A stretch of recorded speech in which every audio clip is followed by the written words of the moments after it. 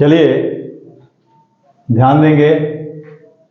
आज हम देखेंगे मुअज्जम, जिसको भारतीय इतिहास में बहादुर शाह प्रथम के नाम से भी जाना जाता है। औरंगजेब की मृत्यु के बाद उसके पुत्रों जैसे मुअज्जम, मोहम्मद आजम खां और काम बख्श के उसके पुत्रों मुअज्जम, काम बख्श और आजम के बीच में उत्तराधिकार का युद्ध हुआ। औरंगजेब की मृत्यु के समय मुगल सूबों की संख्या यानी प्रांतों की संख्या 21 थी और औरंगजेब के शासनकाल में ही मुअज्जम काबुल का सूबेदार था और मोहम्मद आजम गुजरात का सूबेदार था और काम बख्श बीजापुर का सूबेदार था। ठीक ना। अब देखेंगे कि जजाऊ का युद्ध हुआ, यानी उत्तराधिकार के युद्ध में पहला जो युद्ध हुआ था जजाऊ का युद्ध हुआ और यह युद्ध 12 जून 1707 ईस्वी में हुआ था। और इस युद्ध में मुअज्जम ने अपने भाई आजम खां को पराजित किया, उसकी हत्या कर दिया और मुगल सिंहासन पर अधिकार कर लिया। ठीक ना। अब देखेंगे कि जजाऊ युद्ध के बाद सबसे पहले तो ये जानिए कि जजाऊ कहाँ है। तो मुअज्जम जो था, जो बहादुर शाह प्रथम था, वह आगरा पर अधिकार करने के लिए जजाऊ या जौजा का युद्ध उसको कहते हैं, उसमें अपने भाई आजम को पराजित किया, उसकी हत्या कर दिया और मुगल सिंहासन पर अधिकार कर लिया। जौजा या जजाऊ ये आगरा में, आगरा के निकट। ठीक ना। अब देखेंगे कि जजाऊ जो जीतने के बाद मुअज्जम बहादुर शाह प्रथम की उपाधि धारण करके मुगल गद्दी पर बैठा और 63 वर्ष की अवस्था में यह मुगल गद्दी पर बैठा था। ठीक ना। और मराठों और राजपूतों के प्रति उसकी जो नीति थी मैत्रीपूर्ण नीति थी। ठीक ना। और उसने अब उसके द्वारा जो कार्य किए गए हैं, उसने क्या किया कि 1683 ईस्वी में उसने संभाजी के पुत्र शाहू को मुगल कैद से आजाद कर दिया और औरंगजेब द्वारा जो जजिया कर को लागू किया गया था उसको बंद करवा दिया, यानी जजिया कर को समाप्त कराया। ठीक ना। अब ये देखेंगे कि उसकी मृत्यु कैसे हुई है। तो सिख नेता बंदा बहादुर के विरुद्ध सैन्य अभियान के दौरान 27 फरवरी 1712 ईस्वी में उसका निधन हो गया। ठीक ना। अब एक पॉइंट और देखेंगे आप कि यानी औरंगजेब की मृत्यु के समय सूबों की संख्या कितनी थी? 21 थी और अकबर के समय सूबों की संख्या 15 थी। शाहजहां के समय सूबों की संख्या 22 थी और औरंगजेब के समय सूबों की संख्या कितनी थी? 21 थी। जहांगीर के समय कितनी थी? तो 17 सूबों की संख्या यानी प्रांतों की संख्या कितनी थी? 17 थी। ठीक ना। तो क्रम से आप जान लेंगे। अकबर के समय प्रांतों की संख्या कितनी थी? 15। जहांगीर के समय प्रांतों की संख्या कितनी थी? 17। और शाहजहां के समय प्रांतों की संख्या कितनी थी? 22। और औरंगजेब के समय प्रांतों की संख्या कितनी थी? आपका 21। ठीक ना। तो ये जब गद्दी पर बैठता है तो ये शांतिप्रिय नीति और मिलनसार स्वभाव का था बहादुर शाह प्रथम। ये शांतिपूर्ण, ठीक ना, शांतिप्रिय था और मिलनसार स्वभाव का था। इसलिए इसको शाही दरबार में यानी अनेक गुटों से सहयोग प्राप्त था। ठीक ना। अब इसका जब निधन हुआ 27 फरवरी 1707 ईस्वी में, तो इसके निधन पर सर सिडनी ओवन ने लिखा है कि यह अंतिम मुगल बादशाह था जिसके संबंध में कुछ अच्छे शब्द कहे जा सकते हैं। और खफी खां ने कहा इसके निधन पर कि यह राजकीय कार्यों में लापरवाह था। राजकीय कार्यों में क्या था, लापरवाह था, इसलिए इसको लोग साहेब बेखबर के नाम से भी पुकारते थे। ठीक ना। तो यदि प्रश्न बनता है कि मुगल वंश के किस बादशाह को साहेब बेखबर के उपनाम से जाना गया है, तो बहादुर शाह प्रथम को कहा गया है। अब कुछ पॉइंट ये है इससे संबंधित कि जैसे पहले मैं नहीं बता पाया हूँ उसका जन्म कहाँ हुआ था, तो उसका जन्म आपका 14 अक्टूबर 1643 ईस्वी में बुरहानपुर में हुआ था। यानी जो मुअज्जम बहादुर शाह यानी प्रथम को देख रहे हैं, इसका जन्म कब हुआ था, तो 14 अक्टूबर 1643 ईस्वी में बुरहानपुर महाराष्ट्र में इसका जन्म हुआ था। और इसका निधन कब हुआ, 27 फरवरी यानी 1712 ईस्वी में। और मरने के बाद इसे दिल्ली में जो मोती मस्जिद है उसके समीप इसको दफना दिया गया। ठीक ना। तो बहादुर शाह प्रथम का मकबरा कहाँ है, तो दिल्ली में है। कहाँ, दिल्ली में कहाँ, मोती मस्जिद के निकट इसके मकबरे का निर्माण कराया गया। ठीक ना। तो इसको आप जान लेंगे कि पहले तो थोड़ा सा जान लेंगे जो महत्वपूर्ण पॉइंट इससे बन सकते हैं। पहले तो देखेंगे कि इसका जन्म कब हुआ। जन्म 14 अक्टूबर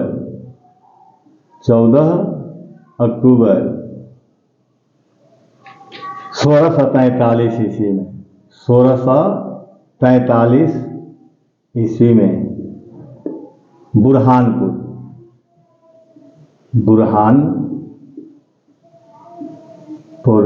ये महाराष्ट्र में है। कहाँ है, महाराष्ट्र में हुआ था।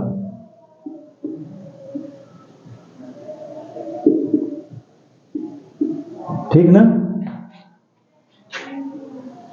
दूसरा पॉइंट, यह 63 वर्ष की अवस्था में, यह पहले पॉइंट ये जान लेंगे, जौजा इसको जजाऊ भी कहते हैं। क्या कहते हैं, जजाऊ का युद्ध। ठीक ना। का युद्ध कब हुआ था, तो यह युद्ध 12 जून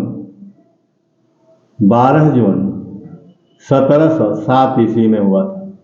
कब हुआ था, 12 जून 1707 ईस्वी में। और इस युद्ध में औरंगजेब कह रहा हूं, मुअज्जम ने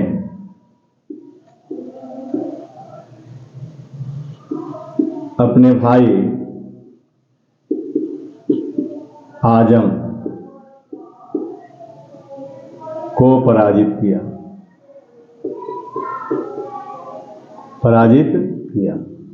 ठीक ना। और उसकी हत्या कर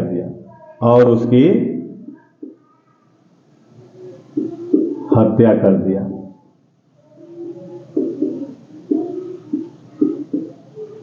ठीक ना। और बहादुर शाह प्रथम की उपाधि धारण करके मुगल सिंहासन पर बैठा। और क्या किया, और बहादुर शाह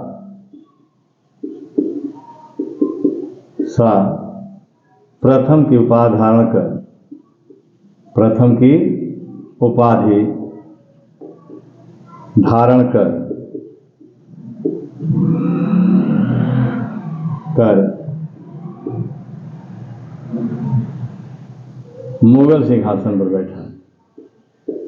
मुगल सिंहासन पर बैठा।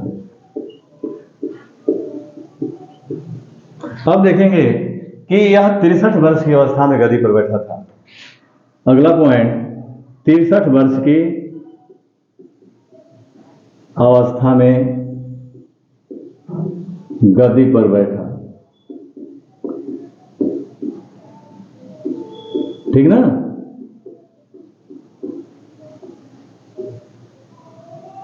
वह शांतप्रिय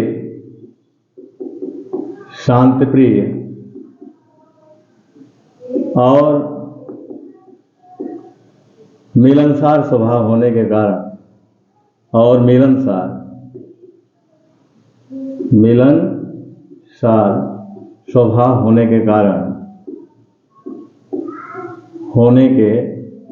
कारण उसे शाही दरबार के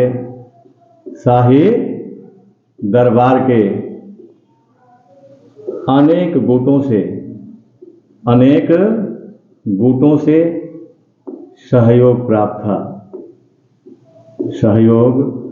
था। ठीक ना बाबू। अगला पॉइंट, मराठों और राजपूतों के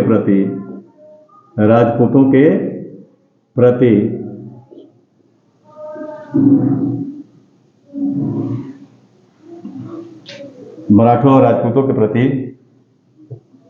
उसकी मैत्रीपूर्ण नीति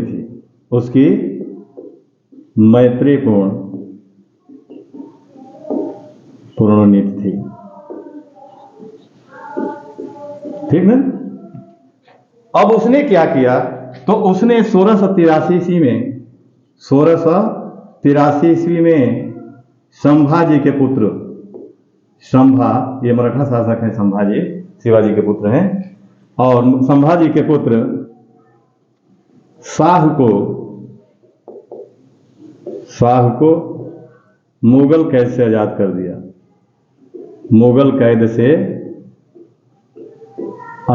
दिया। पहला तो कार्य ये कर दिया। ठीक ना। दूसरा कार्य क्या किया, जजिया कर को समाप्त किया। दूसरा कार्य क्या किया था, तो इसको मिटा दें।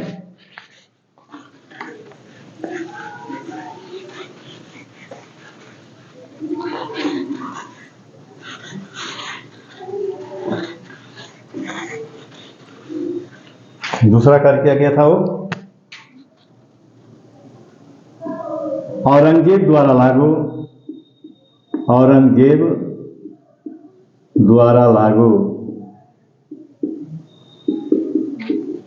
जजिया कर को समाप्त कर दिया।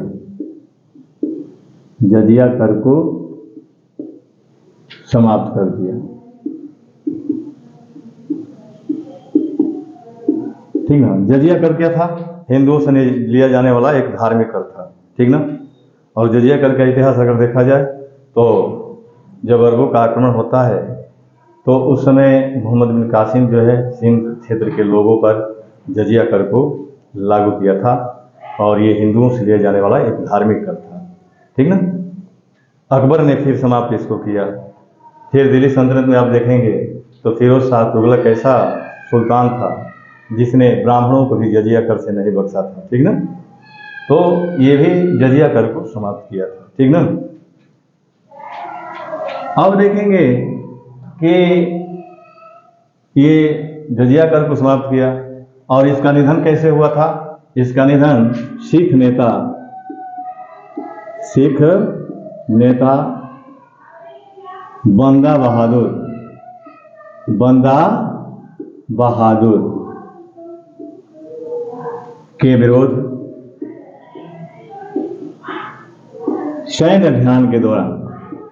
सैन्य अभियान के दौरान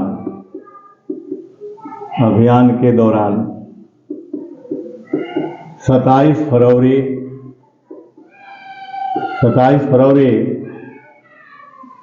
1712 ईस्वी में इसका निधन हो गया।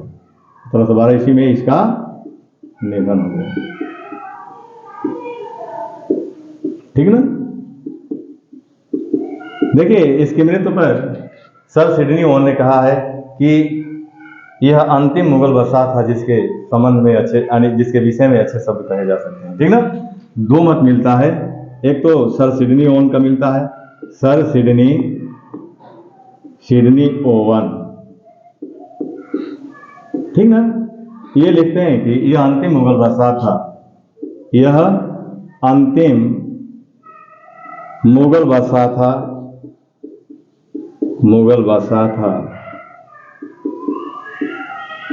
जिसके संबंध में कुछ अच्छे शब्द कहे जा सकते हैं।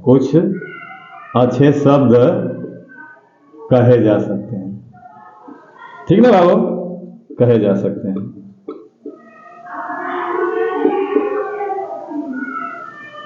ठीक ना। और एक खफी खा का मत मिलता है, यानी खफी का खफी खा। आपको पता होना चाहिए कि खफी खा ये इसकी जो प्रसिद्ध रचना है मुंतखब उल तवारीख, यानी औरंगजेब के शासनकाल में, भाई इतिहास लेखन का विरोधी था औरंगजेब, लेकिन यह गुप्त रूप से खफी खा ने अपनी रचना किया था। और उस रचना का नाम क्या मिलता है? मुंतखब उल तवारीख, ठीक ना। तो खफी खा जो है इसके संबंध में कहता है कि मुअज्जम राजकीय कार्यों में इतना लापरवाह था कि इसको भारतीय इतिहास में साहिब खबर के नाम से भी जाना जाता है, ठीक ना। तो खफी खा इसको क्या कहा? साहिब खबर, साहिब खबर, ये खफी खाने का है, ठीक ना बाबू, इसको जानते रहिएगा। एक सिडनी ओवन का मत है, ठीक ना, और एक खफी का मत है, इसके मृत्यु के समय पर कहा गया है, ठीक।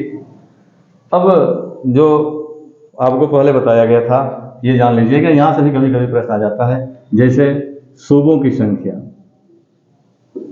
शोभों की संख्या, ठीक ना। और यहां बनाकर देख लेंगे अकबर, यानी अकबर के समय सूबों की संख्या कितनी थी? 15 थी। जहांगीर के समय कितनी थी? जहांगीर के समय सूबों की संख्या 17। और शाहजहां के समय कितनी थी? शाहजहां के समय सूबों की संख्या 22 थी। औरंगजेब के समय कितनी थी? औरंगजेब के समय सूबों की संख्या कितनी थी? 21, ठीक ना भाऊ। अब जो 21 सूबे थी, तो इसके मरने के बाद भाई उत्तराधिकार का भाइयों में युद्ध हुआ था। तो अपने पिता के शासन काल में ये जो मुअज्जम देख रहे हैं ये काबुल का सूबेदार था, ठीक ना। इसको भी मैं शॉर्टकट में इसको जान लीजिएगा।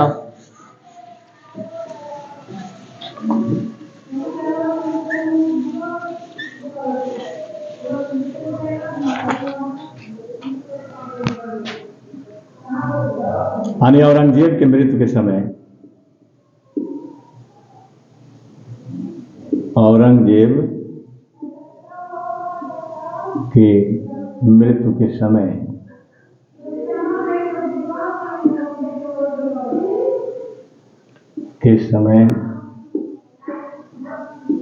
मुअज्जम